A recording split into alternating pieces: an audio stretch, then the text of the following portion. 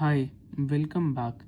तो अब तक हमने risk, return, time horizon, tax, liquidity और लीगल एस्पेक्ट्स को कवर कर लिया। और आज हम आ गए लास्ट एलिमेंट यू पे, जो स्टैंड करता है यूनिक सर्कमस्टांसेस के लिए। ये पार्ट बहुत पर्सनल है और अक्सर लोग इग्नोर कर देते हैं, लेकिन असल में यही वो चीज़ है जो आपको फाइनेंशियल प्लान को बना भी सकती है और बिगाड़ भी सकती है। तो सबसे पहले समझेंगे यूनिक सर्कमस्टांसेस होते क्या हैं। यूनिक सर्कमस्टांसेस का मतलब है आपकी लाइफ के एक ऐसे स्पेशल सिचुएशंस जो सिर्फ आपको इफ़ेक्ट करते हैं, सबको नहीं। और इनका इफ़ेक्ट फाइनेंशियल प्लानिंग पर डायरेक्ट असर पड़ता है। ये सिचुएशंस हो सकती हैं किसी एसेट से इमोशनल अटैचमेंट, फैमिली मेम्बर्स के बीच इन्वेस्टमेंट को लेकर डिसएग्रीमेंट, किसी और बंदे पर आपकी डिपेंडेंसी, या फिर लीगल केसेस या डिस्प्यूट्स। रिस्क और रिटर्न जैसी चीज़ें सब पे अप्लाई होती हैं, लेकिन ये यूनिक सर्कमस्टांसेस सिर्फ आपके लिए यूनिक होते हैं, इसलिए इन्हें प्लान में इंक्लूड करना ज़रूरी है। अब हम समझेंगे कि ये क्यों ज़रूरी है। मान लीजिए दो लोगों की सैलरी सेम है, उनके गोल्स भी सिमिलर हैं, लेकिन एक के घर में इक्विटी को लेकर रेजिस्टेंस है और दूसरे के ऊपर प्रॉपर्टी या लीगल केसेस चल रहे हैं। तो अब इन दोनों के फाइनेंशियल प्लान एक जैसा हो सकता है? तो इसका आंसर है बिल्कुल भी नहीं। अगर आप अपने यूनिक सर्कमस्टांसेस इग्नोर कर देते हैं तो आपका प्लान पेपर पे तो परफेक्ट दिखेगा, लेकिन रियल लाइफ में फेल हो जाएगा। अब हम 3 लोगों की एग्जांपल्स लेंगे, फिर आपको बेटर समझ में आएगा। सबसे पहले सुमित, जिसमें जिसमें फैमिली रेजिस्टेंस है। सुमित नागपुर से है, उसने फैमिली बिजनेस ज्वाइन किया है। अब तक उसने उसके फादर के सारे फाइनेंसेस मैनेज करे थे।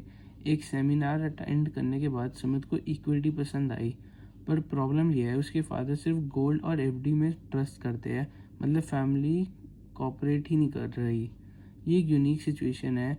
अगर सुमित इसे इग्नोर करेगा तो उसका प्लान इम्प्लीमेंट ही नहीं हो पाएगा।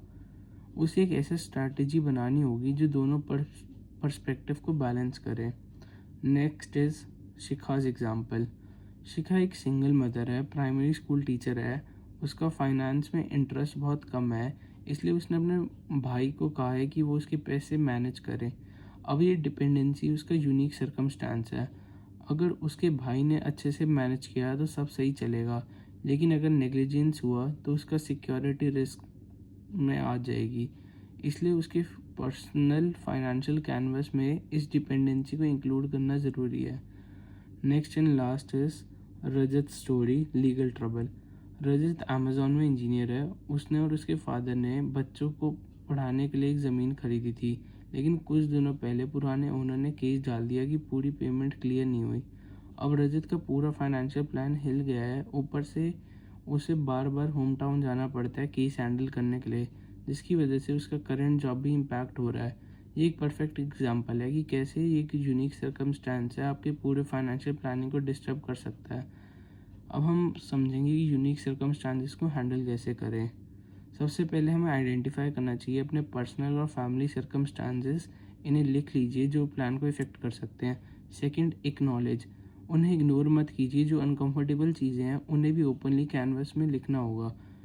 Third is adjust. अपने इन्वेस्टमेंट, सेविंग्स, गोल्स और इंश्योरेंस नीड्स को उनके हिसाब से मॉडिफाई कीजिए।